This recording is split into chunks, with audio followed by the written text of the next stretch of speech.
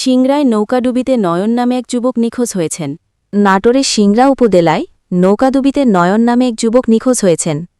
শুক্রবার বিকাল ৪টায় উপজেলার কলম ইউনিয়নের নূরপুর ফুটবল খেলা দেখতে গিয়ে নৌকা পারাপারের সময় নৌকাতে বেশি লোক তোলায় মাঝ নদীতে নৌকাডুবির ঘটনা ঘটে। পরে সবাই নদী থেকে সাঁতরে পাড়ে আসলেও নয়ন ডুবে যায়। তাকে উদ্ধারের জন্য রাজশাহীর একটি ডুবুরি দল কাজ করছে। নিখোঁজ নয়ন একই উপজেলার নূরপুর গ্রামের মোয়েন আলীর পুত্র।